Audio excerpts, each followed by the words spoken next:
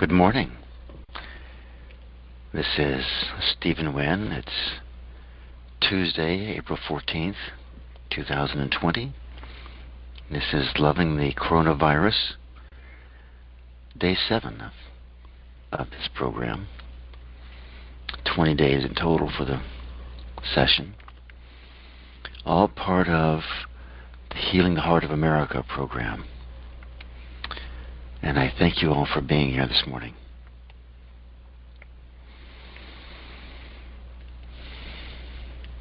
The recording has started, so everyone should know that we are recording all of these and post them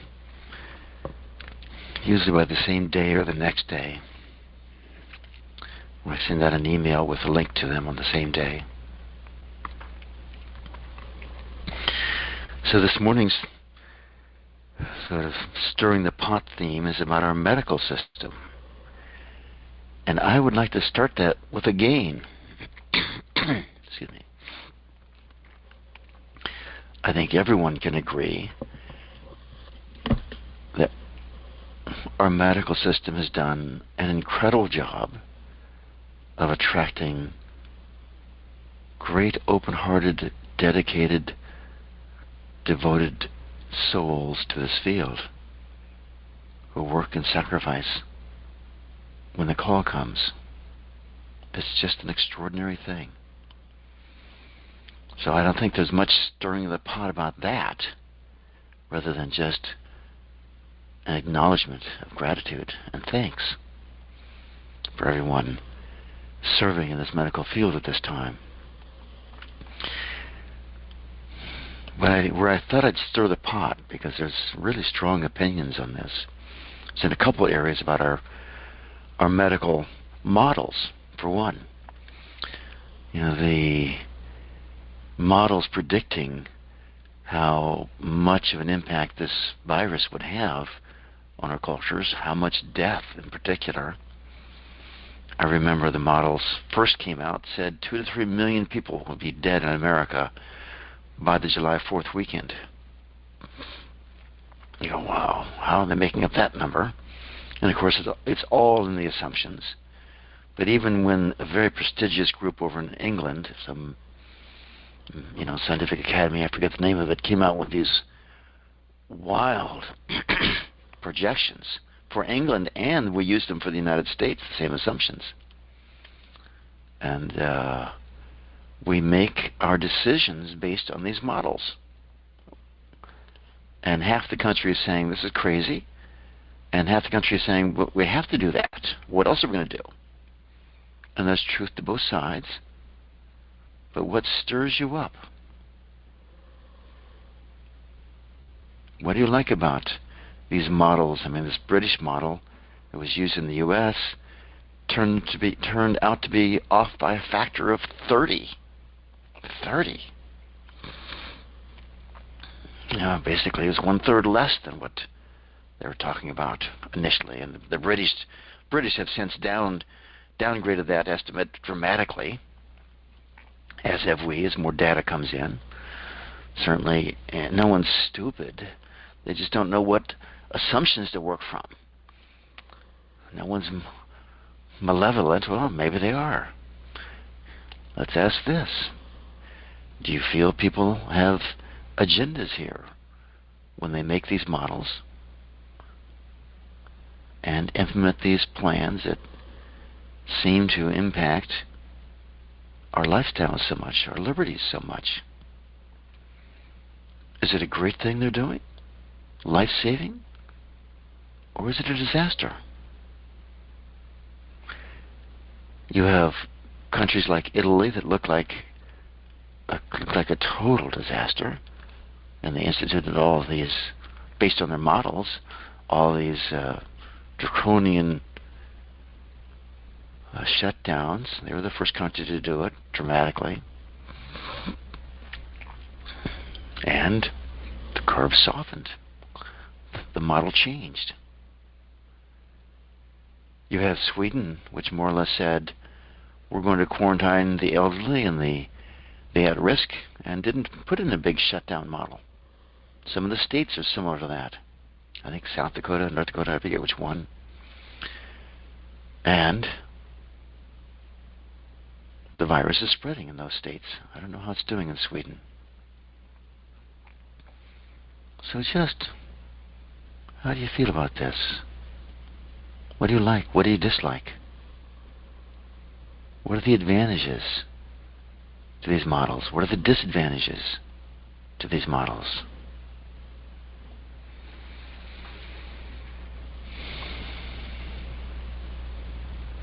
We could just mention briefly the pharmaceutical companies. I think we'll pull up hydroxychloroquine another morning. But just for you, maybe it's not the medical models at all. It's up for you today. Whatever's up, get in touch with it now, because it's hard to find it once we move into our hearts. And speaking of which, it's time to do that.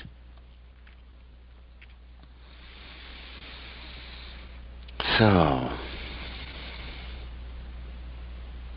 let's say good morning and hello to our hearts by first checking out our state. How agitated are we? How quiet and peaceful are we? Our experience in the room, our experience in our bodies, our experience in our minds and our hearts.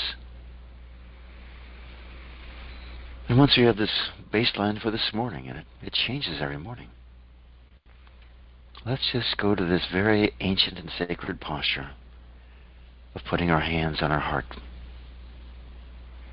One hand on top of the other.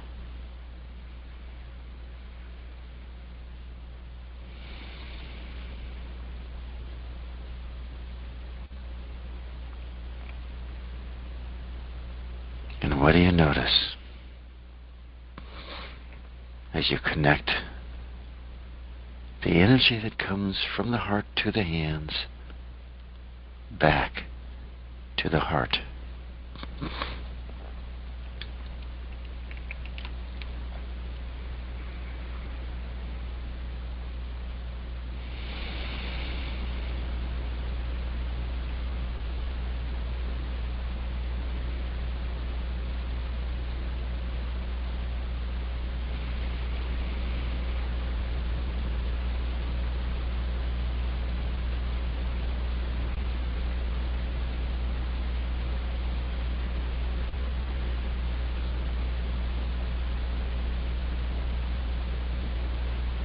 What happens to your breathing when you connect to the heart?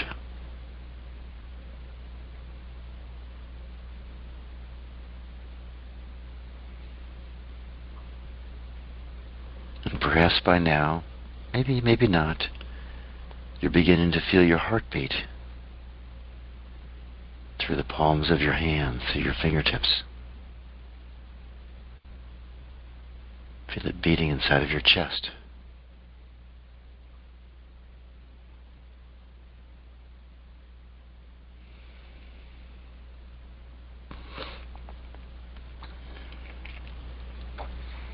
And just notice the difference between just 2 minutes ago. What's changed for you?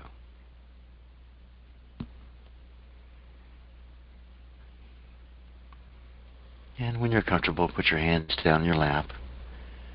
And let's begin the process of connecting with our hearts through heart rhythm meditation.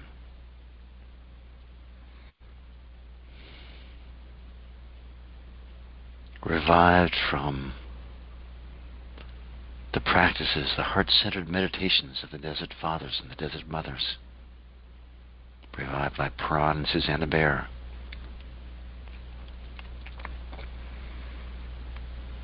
Wrote a fabulous book, really a bestseller, got translated into a number of languages, Living from Your Heart. And they wrote Energize Your Heart in 4 dimensions. And living from the heart. Or follow your heart, sorry. At any rate, let's just sit up straight, feet flat on the floor.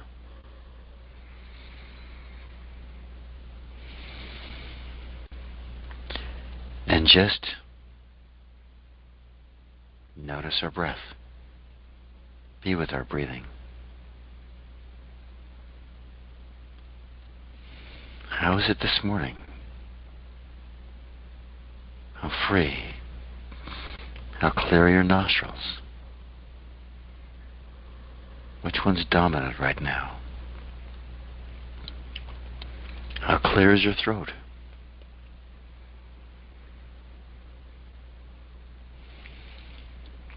How deep, how shallow are your breaths? Length of the inhale, length of the exhale. Freedom on the inhale, on the exhale.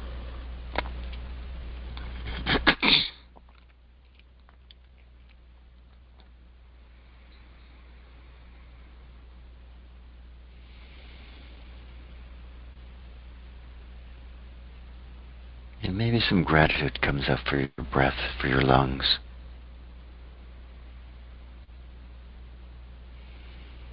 Just allow that to come up. How they have served us from the very beginning. Good and faithful servants are two lungs. The 5 lobes of the lungs. I'm going to make this up because I haven't experienced it, but I'm presuming each of the 5 lobes corresponds to each of the 5 elements.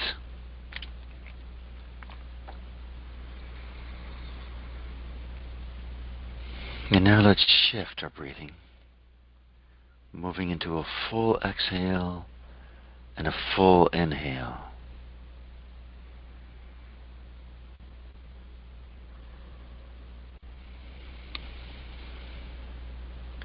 Really helps on the exhale. Pull your abdominal muscles all the way back.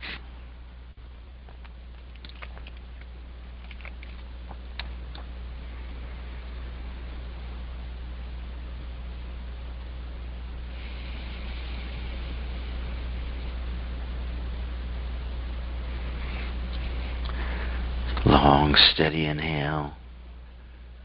Long, steady exhale. We don't want to be hyperventilating, and the slow inhale and the slow exhale prevents that.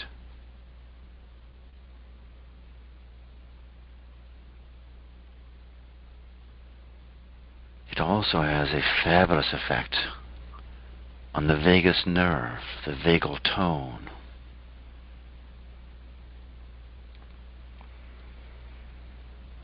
The vagus nerve vagus is from the Greek. It means wanderer.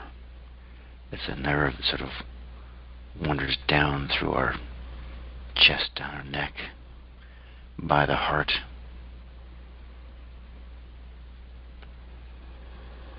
Most of our nerves just go straight down the spine. One of the best predictors of heart health is heart rate variability.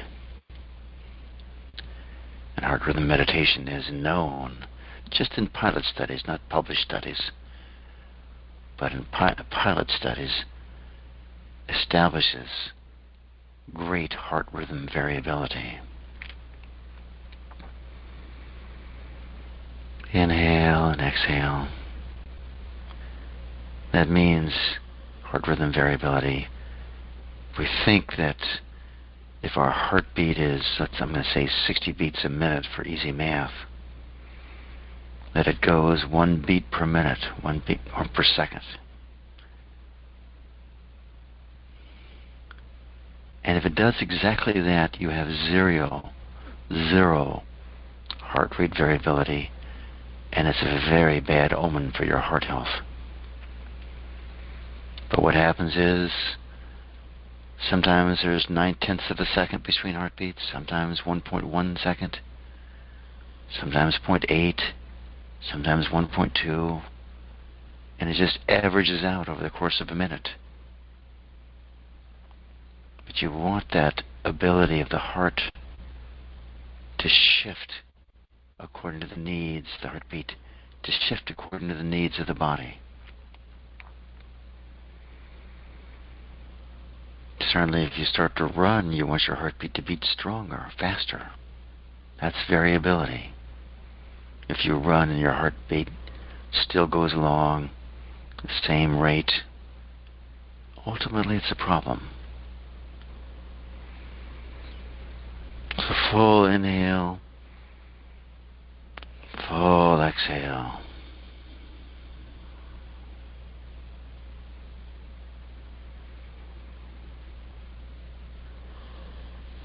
And now let's shift into connecting the rhythm of the heartbeat to the rhythm of our breath.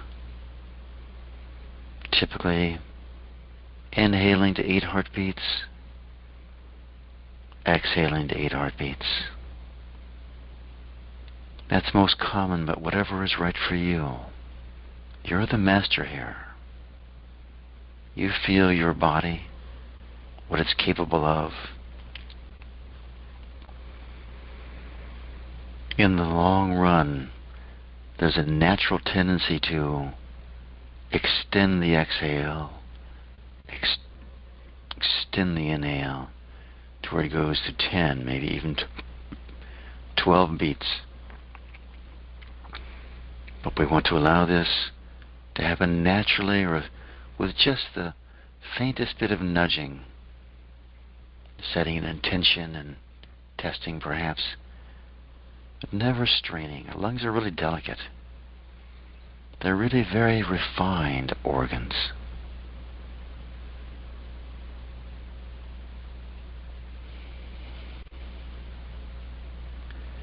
Years ago, I read a book on pranayama and got excited and overheld my breath. It felt like my lungs collapsed. They did not, fortunately. I was young and healthy and stupid, but got away with it. Took a few weeks of very tender, fragile lungs when I tried to push rather than expanded with love. So be sure to expand with love. Inhale to the count of 8 heartbeats.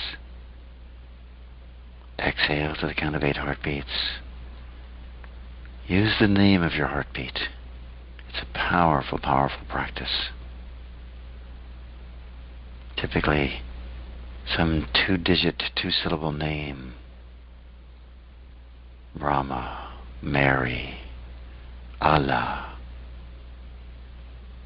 whatever it is from your tradition, Buddha.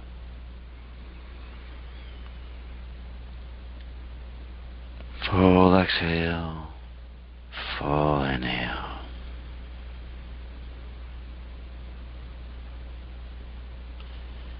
Let's just do this for a minute or two silently.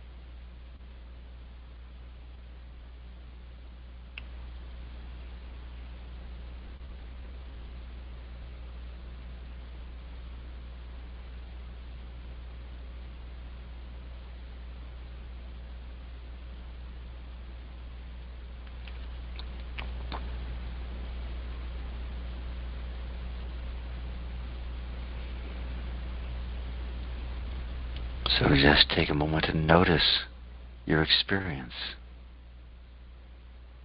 Who are you right now? Where are you?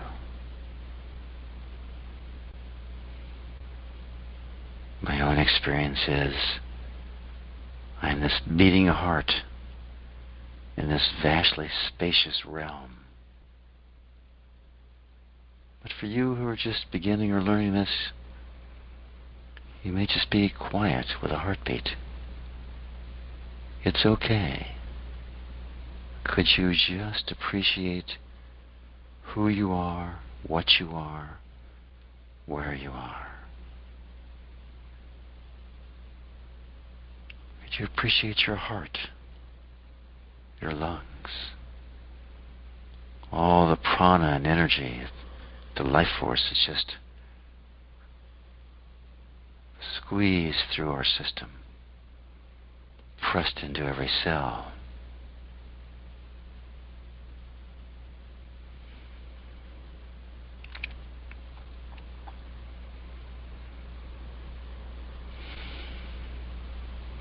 And every day we explore some new added avenue.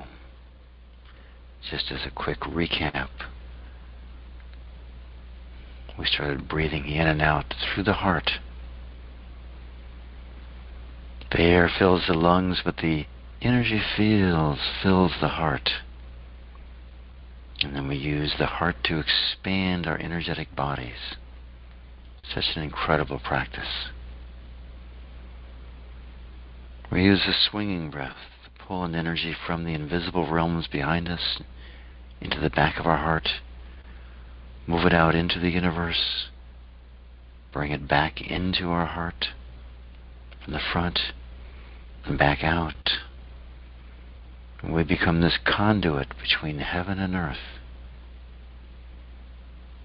and allow guidance to show up in the process. We did the square breath, sometimes called the diamond breath. Inhaling to the count of, I'll say, 8 heartbeats. Holding for twice that long, 16 heartbeats. Exhaling for 8. Full exhale. And then inhale for 8. Hold for 16. Exhale for 8. Could be 6, 12, 6, 10, 20, 10. And yesterday we started exploring the 5 elements with the earth element, its divine qualities of stability and persistence, steadfastness, loyalty. So this morning, let's explore the water element. Remember, these are the 5 building blocks of creation. We talk about in the Vedic tradition the 8-fold nature of Prakriti, the mind, intellect, and ego, and these 5 elements, which collectively, from my own deep experience, earth, air, fire, and water, relate to the 4 chambers of the heart, space to the periocardial sac, holding the whole heart system together. So the water breath, and there's a different breath for each element. The water breath, we inhale through the nose and exhale through slightly open lips. But each element also has an energy pattern to it. And with the water breath, we bring water up sort of as if it's been evaporated and into the clouds and comes down almost like a rain shower, or a stream or a river cascading down upon us like a waterfall. We inhale, pull in the energy through the crown, through the top of our head, down through our third eye, down through our throat, into our heart. All this on the inhale. So we inhale air filling the lungs, but the energy coming in from above as a rainfall, as a waterfall, filling our hearts, and then slightly pursed lips exhaling.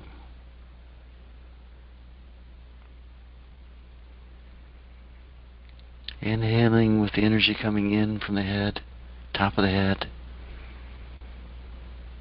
filling up our heart to the count of 8 heartbeats.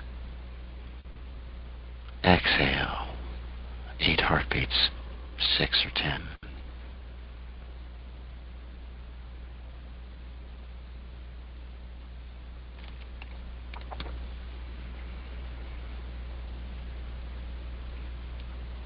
Inhale, water comes pouring down, washing through our system. It has a cooling, calming quality to it.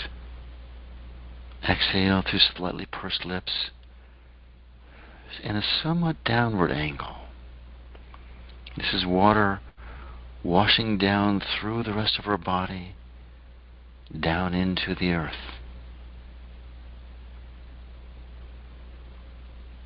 Inhale to the count of 8 heartbeats,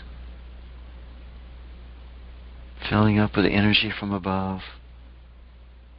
Exhaling through slightly pursed lips, and let the energy and the water sense go down through your body, through your torso, through your legs, through your feet, down into the earth. Sometimes it ends up feeling like so much water pours in and then we pour it out. It's almost as though we're sitting in a beautiful pond with our head above water. Everywhere else, water, water, water.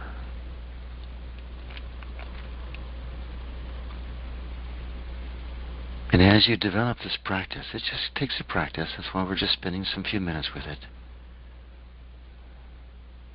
We begin to realize how utterly nourishing this water element is to our hearts. It flows as love. It flows as compassion, as mercy, as kindness, loving kindness. It cools, it calms. Pull it in through the head on the inhale. Water from the heavens. We're again connecting heaven and earth. This is one more version of the marriage of heaven and earth. And it happens in our hearts. We inhale.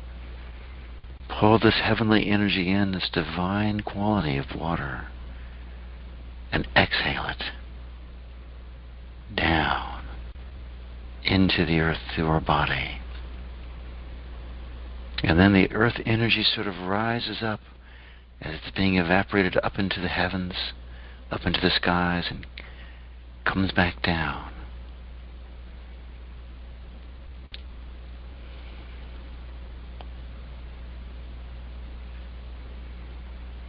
I was doing this breath once. It was in the IMU, or this 2-year program offered by I Am Heart, where we'd spend a week on each breath. We'd take 8 classes over these 2 years. And they're all 2 months each. And this water from the divine poured down through me into the earth, and then it rose up the earth. The water of the earth rose up and returned up into the vastness of the ethers, of the heavens, of the celestial realms. And it was very clear that the earth wanted what the heavens had, the energy. The heavens wanted what the earth had, and that was happening through me, as it's happening through you right now. whether you experience it that way or not. We are the conduits for this vast elemental energy of water.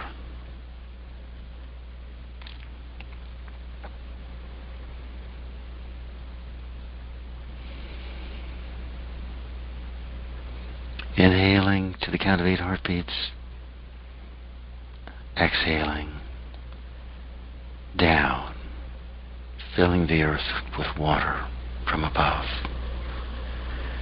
Notice with the earth energy there was a spreading out of energy. Here there's a flowing of energy downward. It's a downward direction. And the quality is of coolness, of water, of flow, of love, of kindness, compassion, mercy.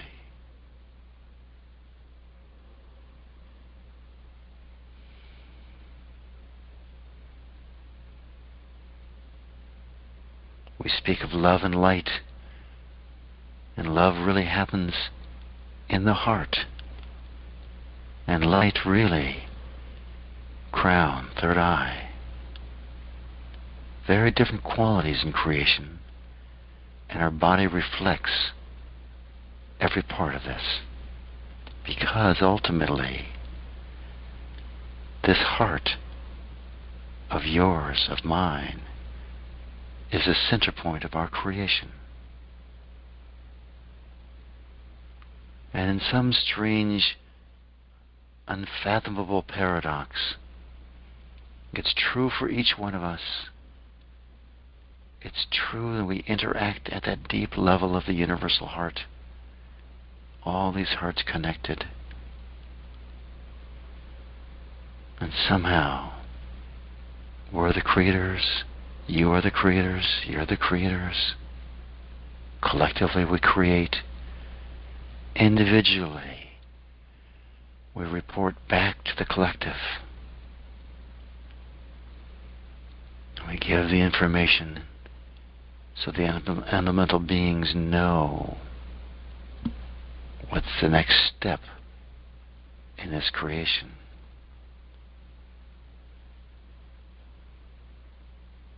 So could you just allow yourself to fill with love? Inhaling to the count of 8 heartbeats. Exhaling love as water, as flow, as forgiveness.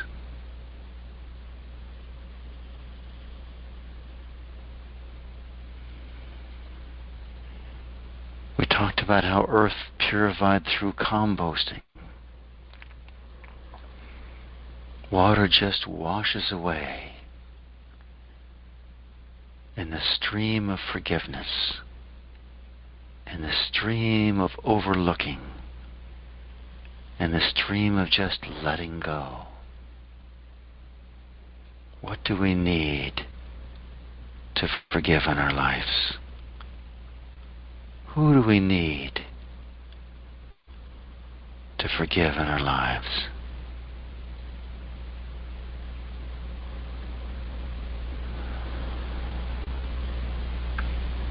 And just check, because we always bring this back to the coronavirus, this COVID-19 virus.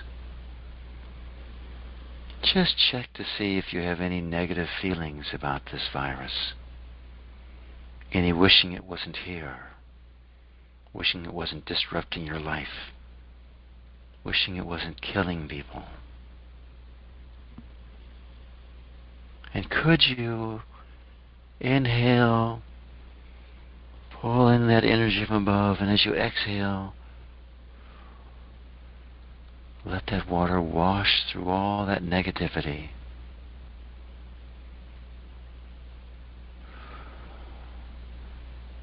And allow it to be filled with love. Which would you rather do? Resent and hate, or love?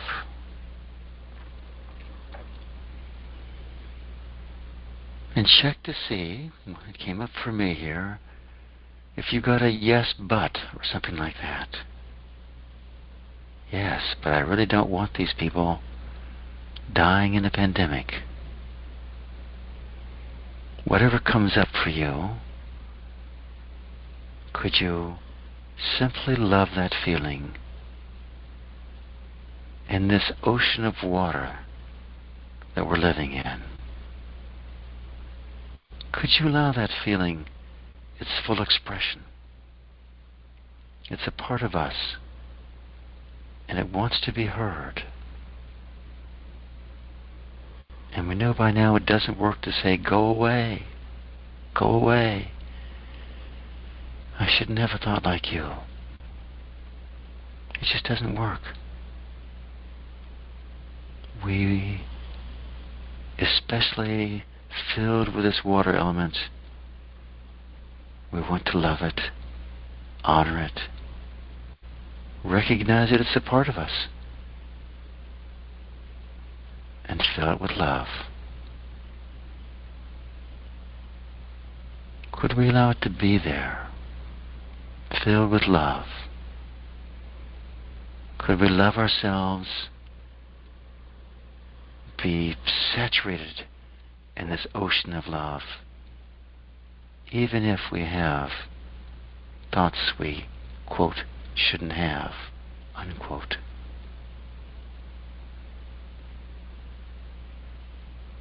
Check your experience right now. Inhale, let the water flow down in. Count to 8, 10, 8, 6. Exhale with pursed lips. And do you notice the texture of your experience right now? Do you notice a difference between what you experience now and when you experienced the earth element with its stable, spreading, persistent, strong qualities? And here we have this ocean of love surrounding us, fluid, moving, cool, flowing, love, forgiveness, kindness. Just notice the difference between the two. And let's now invite this COVID virus right now, COVID-19, any of these viruses.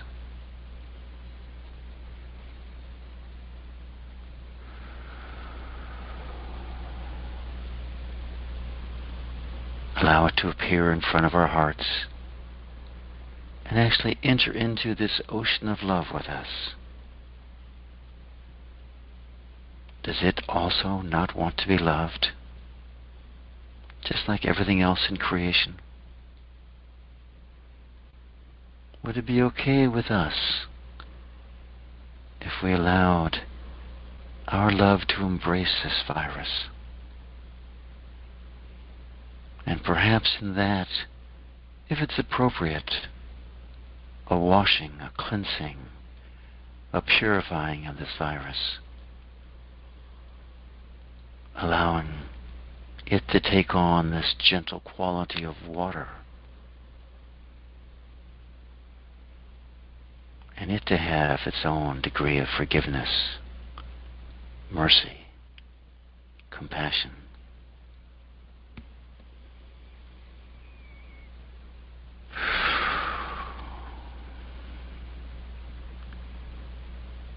And check to see if it's okay to extend your love even more to this coronavirus.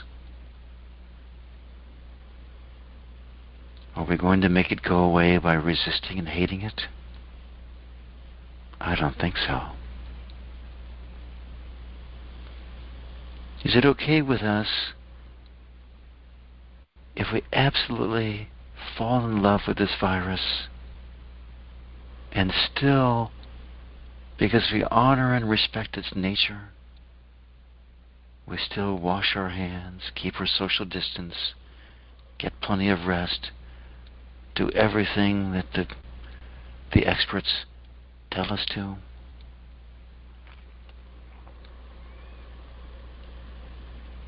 Can we love a wild tiger, a wild lion, even though it's deadly?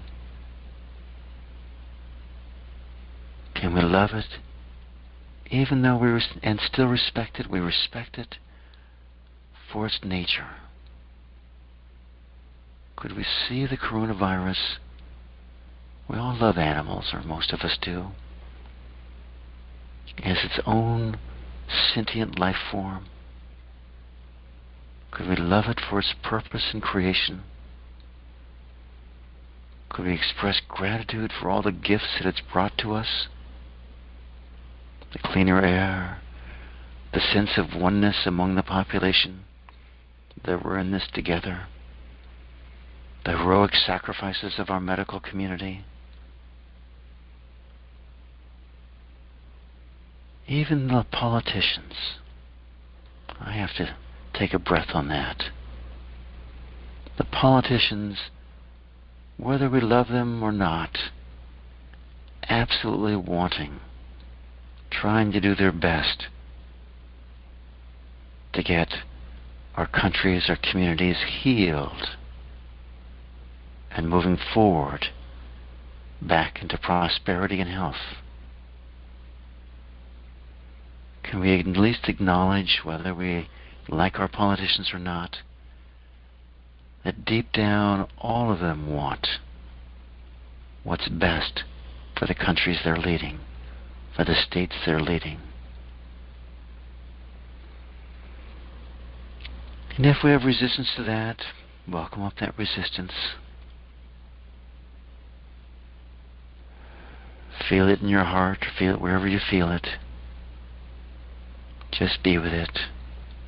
Love it. Let it go. Transform it.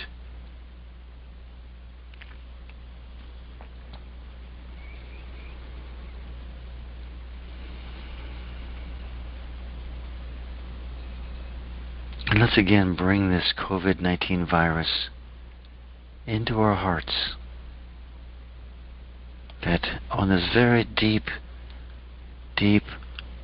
celestial level, as deep as we go, wherever that is, we pull this energy into our hearts as an inoculation, as an energetic vaccination.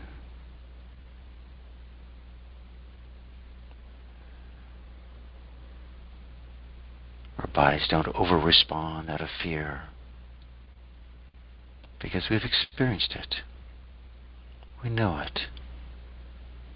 We know we can pull it into our hearts, into our energetic bodies, and we're just fine. And that starts to work on the physical level as well. Even if we're exposed to the virus, which, for goodness sakes, probably most of us have been by now. Even if we're exposed, our bodies handle it wonderfully. In Ayurveda, this great health system out of India, they don't believe in the germ theory and the virus theory. And they acknowledge that they're there. But they say it's not the seed, it's the soil that allows the seed to grow that we have to work with. In other words, could we allow the virus to enter on the physical level, but have such an environment, a healthy, strong system, that the virus never takes root. It never sprouts. Honestly, that's how it happens for most people. Most people, it's just, the ones that are susceptible that have these devastating problems. Could we just allow that our bodies are the equivalent of healthy soil, allowing all the right microbiomes to grow and flourish, to allow us to enjoy perfect balance and perfect health.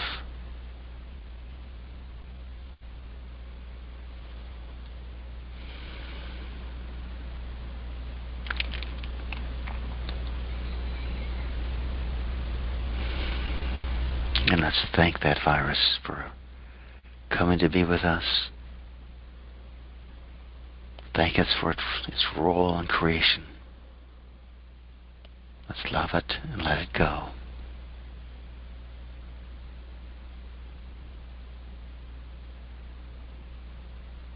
And would it be okay with us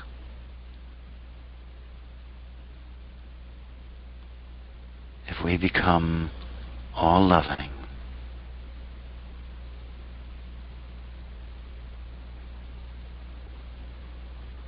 Could we love the scientists that come out with these medical models that clearly have been flawed, but clearly gave us the impetus to act?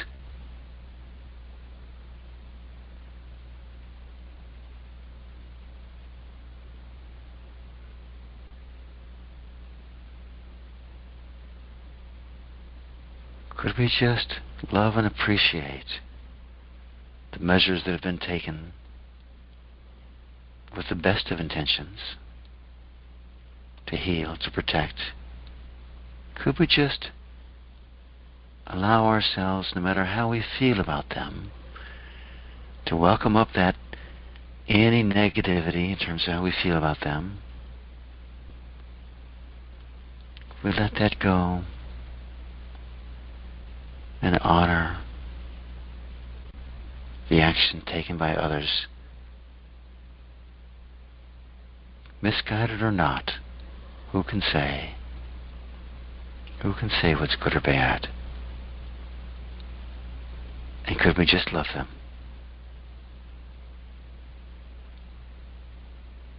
And love them even more? How would we feel if we loved everything that was going on with this virus right now? Everything that's going on with the medical community, with the pharmaceutical companies, their focus on viruses, on vaccinations.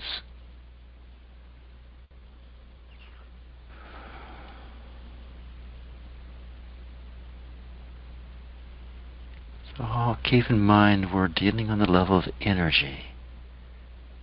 From this energetic level, it's more powerful to love and be at peace. On the surface level of life, we want to use our common sense, we want to vote, write to Congress people, senators, whatever you're inspired to do. Whatever personal measures you take to keep safe, take them. On the energetic level, could we allow ourselves to live in an ocean of love, completely safe, completely protected,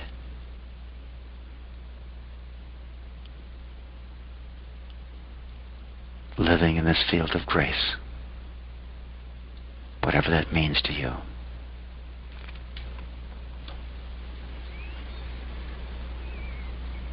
And let's take that as a natural ending place for this meditation. So take a minute or two. Notice where you are. Connect to your heartbeat consciously. Perhaps put your energy in your feet, planted firmly on the ground, rooted in the earth.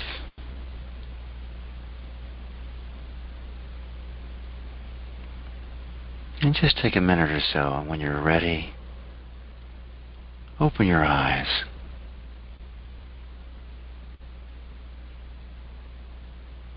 And perhaps just look with the eyes of your heart at the world you're in, at the room you're in.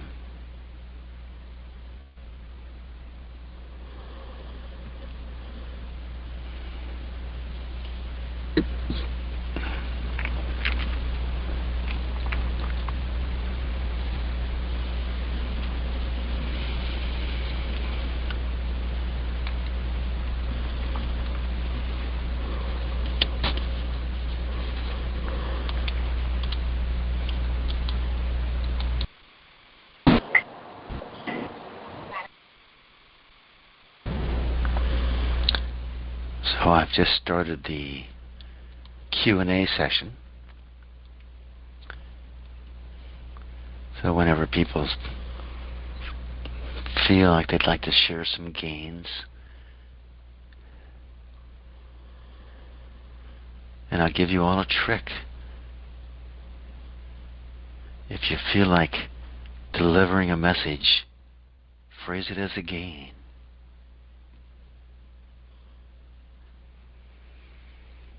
Not that we want to be preached to, because no one really likes that. But find out how it's a gain for you. It's a very powerful practice, finding gains. *6 if you'd like to join the queue.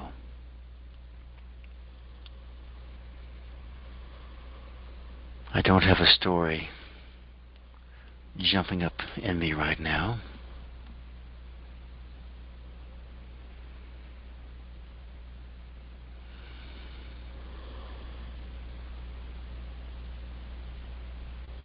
So, anybody else out there have a good spiritual story?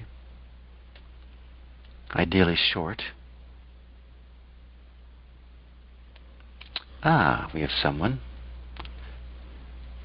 Area code 609. Hello. Hi, Stephen. It's Patsy. How are you? Oh, hi, Patsy. How are you? Well, a lot better now. you know, it's like I can't miss this call because, I mean, the last 2 mornings especially, I don't know why, I was really riled, you know, like when I got up, just an anger there. And that meditation really does relieve it, you know. It's that energy just, yeah. But what? Go ahead. I was going to say, you go into your heart and the world changes. I know. Why the heck can't I keep that with me all day? Like, you know, just to be. Yeah, and the other thing, real quick, before we do some releasing, was when you were talking about that virus, because I had listened to some medical professional people say, we've got to stop hating these viruses and bacteria. This was a couple years ago. They were, you know, like cutting edge. You know, we've got to stop trying to kill all of it and live with it, you know, find a, nice. you know, you know, so when you offered this, you know, this class, of course, to love it, you know, they don't come right out and say love it, but that's where some of them are coming from. And so I think that's a gain. That's a big gain, isn't it? Yeah. And what I saw in the meditation this morning when we're loving this virus, I saw the innocence of the virus. It's innocent. It's just, like you said, it's pure. It's just, it hasn't done anything. It just, it's totally innocent. I was really happy, by the way, when I realized, you know, we look at a tiger or a lion and we love it, even though it's deadly. Yeah. Yeah, it's a big gain for me to see that one. So many things in our lives are like that, you know? Yeah, sure. Yeah, I'm living down here in Florida where, if many of you know, Southern Florida got hit pretty hard with it. You know, and all around me is water. Lake out my back. I'm not too far from the ocean. A pool across the street. I can't use any of this water. I have water I can drink, but I have no, you know, and just trying to remember to just love the situation. So, Patsy, what can we release on? I think, let me just see if there's any more anger. I was just really feeling anger towards some of these people that are speaking out in a way that I believed ulterior motives. Yes. Or that's my perception. Let's go right there, because we all have that. Okay, we all have a suspicion that there's profit or power motives or globalist agendas or and people, on all sides. All sides. Like, who can you believe? That's kind of where that's at. Is like, who do you believe? Is anybody telling the truth? So ask your mind if it knows who to believe. Well, heck no. No, it doesn't know. Yeah, and how many times have you asked yourself that question? Oh. Right. A lot, yeah. And you notice it's a frustrating experience to ask a question you don't know the answer to. Right? Yes. Yeah. Yes. And that's where the anger comes in. Right. It's my anger at me, Yes. I'm really ticked off at myself. So that's classic beating yourself up, disapproving of yourself. Yeah. Could you get in touch with that energy of being angry with yourself and frustrated with yourself? Doing the same things you've done all your life, and you know better by now, but you do them anyway, right? Yes. Yes. And I'm just shaking. Yes. Do you think you're the only person in that boat? Well, the only one that I actually know within my immediate vicinity. Well, how about in this phone call? You think all of us don't do the same thing? We all do it. That's why I love everybody on these calls. So could you let go of beating yourself up so much with such anger? Yes. Yeah. Could you let go of that beating yourself with anger some more? Yes. And beating yourself up with anger some more. Yes. And let go of beating yourself up with anger some more. Yes. And would it be okay with you if you allow yourself to reach in deep within yourself and just say, okay, that's enough. I can let go of this whole pattern. Would that be okay with you? Yes. Yes, I felt it. Yes. Good. And that's just a very deep resolve, isn't it? It doesn't mean that big pattern is gone immediately, but the deep resolve is there. And can you allow that deep resolve the freedom to expand and grow within yourself? Yes. Yeah, and is it okay with you if you wake up 3 months from now or however long it takes, it could be a week, and you realize, wow, I'm not so angry at myself anymore nowadays. Would that be okay with you? Yes. And that's just how it goes, Patsy. That's how it goes. Mm-hmm. So, would it be okay with you, because you've been so good at being angry with yourself, would it be okay with you if you instead chose to give yourself some love and approval? Yes. Yeah. And could you give yourself more love and approval? Yes. And even more love and approval? Yes. And one more time. More love, more approval. Yes. Now, how does that feel compared to giving yourself anger? Oh, calming. Calming, yeah. Peaceful. Peaceful. So you see how if you contrast those two, you get really clear the difference, right? Yes. Yeah. Is it okay with you if you use that clarity as fuel for your intention to move into a place where your new habit is to give yourself love and approval. Would that be okay? Yes. Yes. And could you allow that even more? Yes. And more. Yes. And do you notice that when you let go here of the anger and move into love, that you become quieter, softer, lighter inside? Yes. Mm-hmm. Yes. And would it be okay with you if that became a living reality for you, 24/7, living in softness, quietness, and love? Yeah, yes. You could make that decision. 24/7, yes. Mm-hmm. Yeah. Yeah. Yeah. Does any resistance come up to that picture?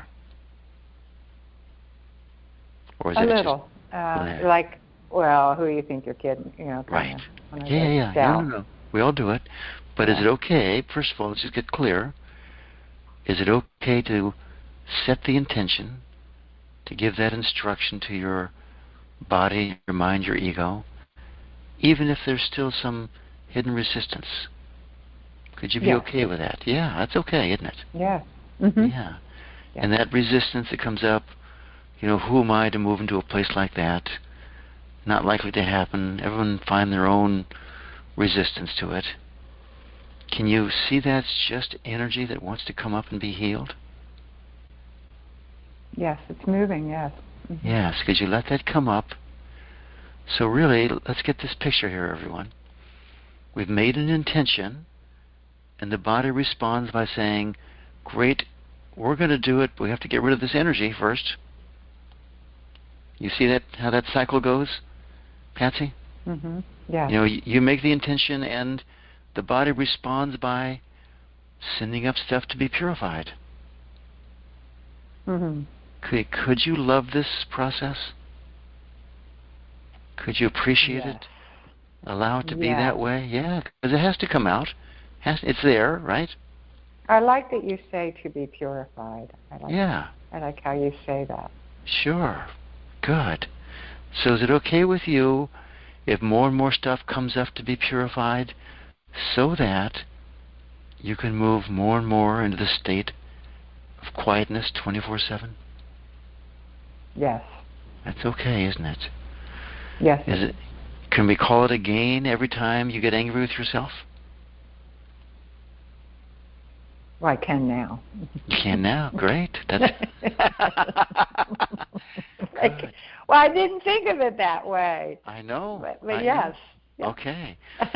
So every time you find yourself getting angry with yourself, because it's an old habit, and old energy is there, it's now a gain, isn't it? Yes. Because it comes up, you let it go, and you're that much one more step closer to living in silence, living in love 24/7. Oh, beautiful gift. Yes. Okay. Thank you. My heart thanks you. Thank you, Patsy. That's a nice way for it to come out. All right. Oh. Many blessings to you. So good morning, Maria. How are you doing today? Hello, Steve. How are you? I'm doing wonderfully. How are you? I'm doing good. I wanted to share a gain since you've been mentioning them a lot. I think I mentioned them in a big city, Mexico City, which the population is out of this world. And I'm really feeling grateful for this little virus, what it's done for the city. I was walking yesterday, and the traffic here is unbelievable, but there's hardly any traffic in the city. I don't think this has happened in centuries, and this lovely little virus. And how's the air? That's my gain. I mean, there's no pollution. Before I used to come here and my eyes would start watering, and shortness of breath and everything that this virus is supposed to be doing for you, there's nothing there. I'm so happy to hear this. I know. I'll add two things here. I've seen pictures in India where they can see the Himalayas from 120 miles away right now, which is unheard of. I heard that, and it's unheard of in Mexico City for the traffic to be this way. Yeah, I remember this would have been in 1973. I dropped out of college. My mother was a pilot, and she was flying down to Mexico for some reason. And she said, "Well, I don't want to reward you for dropping out of school, but you want to come down with us?" My mom and my dad. I go, sure. And we flew into Mexico City in a private plane, a six-seater type plane, and it was so polluted we could not see the airport. Yeah. We had to go to what do they call it, IFR. We had to just rely instrument flying rules. Yeah, right. We had to go to IFR and find the airport that way, and that was in 1973. It's just ballooned since then. I think you're 20 million. I forget what your population is. Huge, but this is a great gain. And you sound fabulous, Maria. Well, I'm grateful for loving the coronavirus because I really do love it right now. It's like, this is perfect. I'm a homebody anyway. To me, this is wonderful, and on the downside, there's this little program that keeps sneaking up on me like, wait a second, you're not allowed to be this happy. We got a whole team after you that's going to make sure we're going to throw a monkey wrench in this. Like, this is too good to be true. Too good to be true. Don't deserve it. No, and we're going to make sure. And, I've talked to you about this vicious harassment going on, and I'm wondering if the coronavirus has done me the favor of wiping them out of this world, All right, so I want everyone to get in touch with this feeling of too good to be true, can't last forever, the other shoe's going to drop. And the fundamental issue here is of worthiness. This is too good. Too good to be true means I don't really deserve this. I'm not worthy for this to continue. Okay? So, Maria, there's a program. I love that you can know your program here. So, where has this first showed up in your life?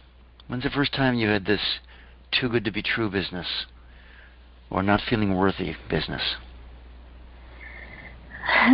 It must come from, I would say, sibling rivalry, perhaps. I was the oldest daughter and the favorite, and that created a lot of sibling rivalry, which that may be one of them. I'm not sure. It's okay. It's a memory that's come up. We're going to work with that one, okay? So go back to when you first noticed that sibling rivalry, and that's a different gang harassing you, right? All your siblings. Well, it includes my siblings, but they don't have the power to do what's been done to me. There's an abuse. No. What I'm saying is, I want you to draw a correlation between your siblings when you were young and whoever this gang is now. Yeah. In other words, there's an energy that you're dealing with, a pattern of energy you're dealing with. Okay? Yes. Yes. So is it okay if we look at it from the perspective of your siblings and maybe knock it out there? That's okay? Yes. Good. So go back to where the sibling rivalry came up,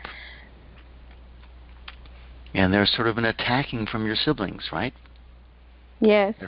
Yes. So can you? About how old are you when you first noticed this?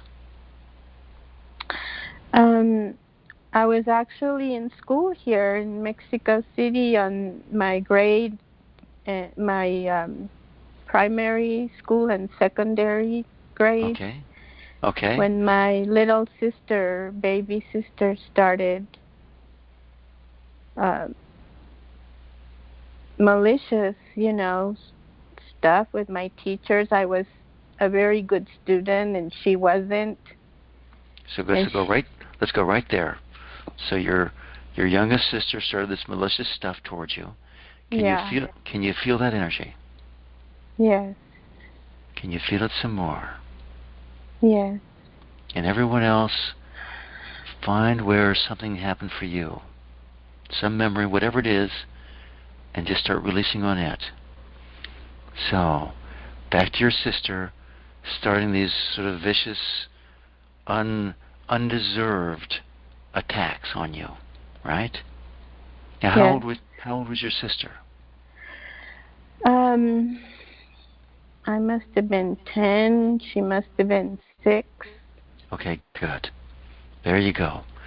So, your sister's 6 years old, can't really compete with you because she's not a good student. No. Obviously in a lot of pain because she's not getting the rewards and the approval that she wants.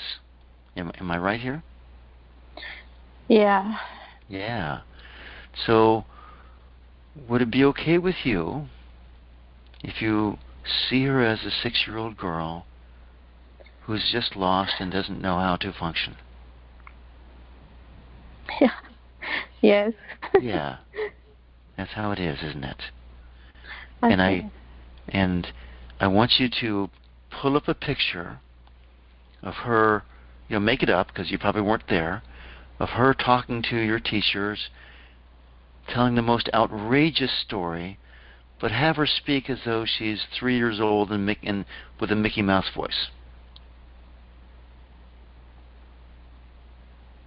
Yes. Okay? Can you do that again?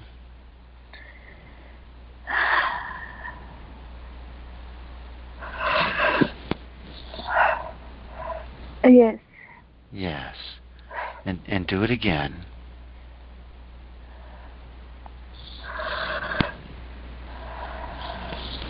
So can you notice, because I can hear your breathing pattern. Yes. Can you notice we've touched on a very deep wound here. Right? Yeah. Because this is something that honestly happened when you're 10 years old, and all kinds of stuff happens like this when you're growing up. But my guess is the wound was already there, and your sister is just triggering it. Does that make sense? Yeah, I could see that. Yeah, because, some people would just laugh it off because they don't have that wound. Some people would just go, oh, I'm just going to be a good student, and my little sister's going to grow out of this. It's just a phase she's in. But for you, because you've got this very deep wound here, it really grabs you. Do you see the difference there? Well, she's still doing it up to this day in, Yes. very devastating ways to me. So I'm guessing we'll pull in the past life thing.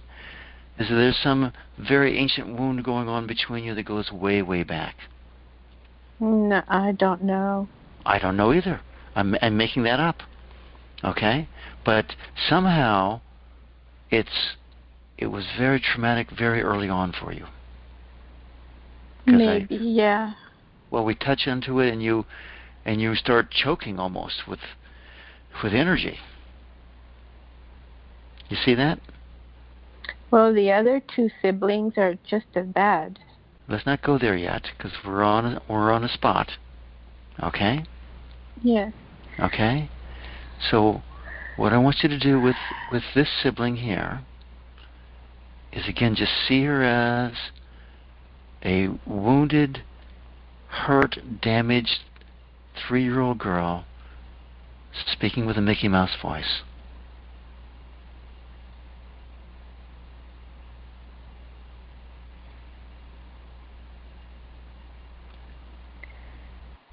Okay? And yes. Whatever energy you feel, can you pull that up? And just love that and let that go?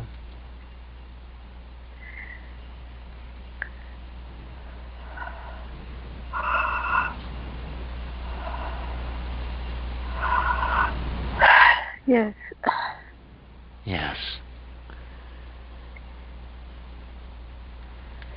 So would it be okay with you if you look at her as this 6-year-old girl for a second here, and even if there's a lot of emotional turmoil here, let me just ask a discriminating question. Would you rather be hating and defensive and protective and closed, or would you rather be loving towards her? Which would feel better? Loving. Yes. So would it be okay with you if you look at her as this 6-year-old girl and you just say, I love you? Can you say that out loud? I love you. Yes. Could you say it again? I love you. Yes. Could you say it again? I love you. And again. I love you. And again. I love you. And again. I love you. And what's your experience when you do that? Whatever it is fine. I'm just curious what you experience when you say that.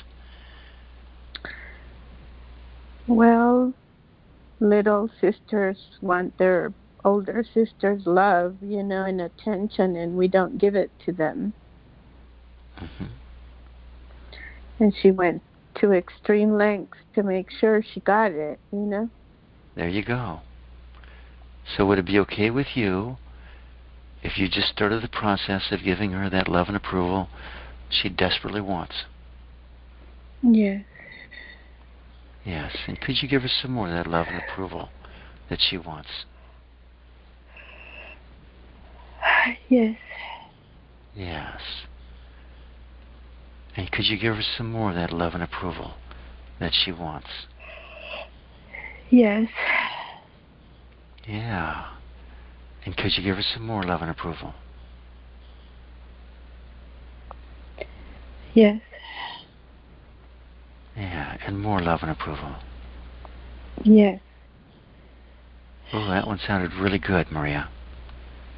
Could you give her even more love and approval? Yes. Yes. I'm actually starting to believe you, by the way. Okay? I believe it. Yeah, I believe it. I get it too. So would it be okay with you if you see your great opportunity to heal some old deep wound between you and this one sister by giving her love and approval? Yes. Yes. And giving her more love and approval. Yes. And if you gave her so much love and approval that she finally got it, whether it's conscious or not, do you think that might impact how she starts to think and feel about you? Yes. Yeah. See, what comes to me is it'll go in stages. At first, it'll kind of go, oh, I'm not going to bother with her anymore, which is a big gain for you. Yeah. And then, and then over time, it could get even a pure reconciliation. But don't worry if that comes or not. Where you want to go is from your side, that you as the older sister love your youngest sister And you just give her love and approval, no matter how she behaves. And you do it because it's your only way to sanity. It's your only way only way to peace of mind and peace of heart. Yes, I understand that. You get that. So could you allow yourself to be grateful for this opportunity to move into your heart? Yes. Yeah. And if all of this process puts you into your heart, and we'll give it time because it's pretty deep, won't it be worthwhile? Yes. You know, you end up being fully in your heart, becoming an all-loving person. Yeah. So how do you feel right now, Maria? Very peaceful. Okay. I think that's probably the place to end. And you've got your homework there for you, don't you? Yeah, that's for sure. I guess I should change it because we all react to homework. I say, you've got your opportunity here, don't you? Your opportunity to pursue. That sounds better. So you've got your opportunity to pursue. All right. Well, Maria, thank you. Well, there's... Go ahead. Yeah, well, the other group of never-do-wells are lurking in the background. Yes. So you could do the same thing there, couldn't you? Yeah, I will. Yeah. See, what you've got is opportunity. You've got a huge opportunity. Yes, I do. And that means huge transformation for you. Yeah, I'm telling you, this virus is lovely. Yeah. Nice. Think about Lester. Sent home to die by his doctors, and instead got rid of every non-loving feeling that he had, turned them all into love. Yeah. And he immediately got rich and immediately woke up. Yeah. So you have that opportunity in front of you. Yeah, well, they took my inheritance, they took my job, they took everything. And that's, with Lester, they took his girlfriend, his best friend took his girlfriend, his business partner cheated him, his life just fell apart. Yeah. So I think we're going to call you Maria Lester Hernandez. No.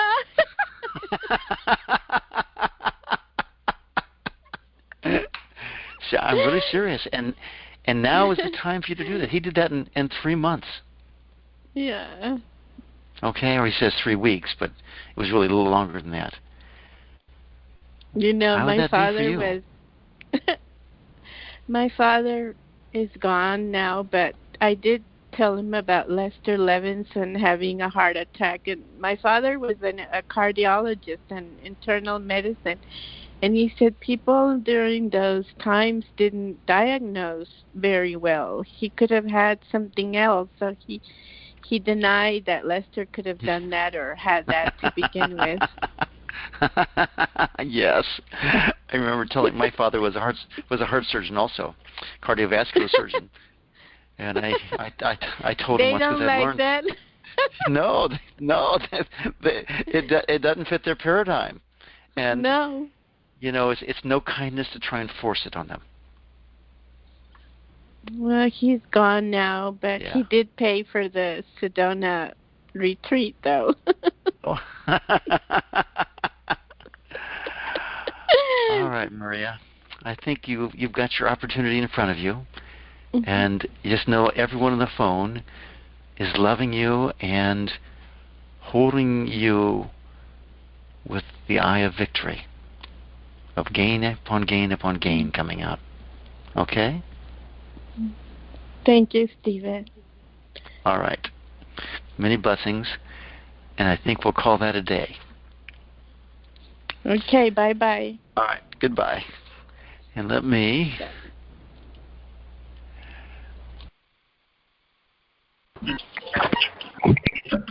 All right, everybody. Thanks so much. God bless you all. Bye-bye. Okay. Thank you. Love you, everyone. Thank you. Bye.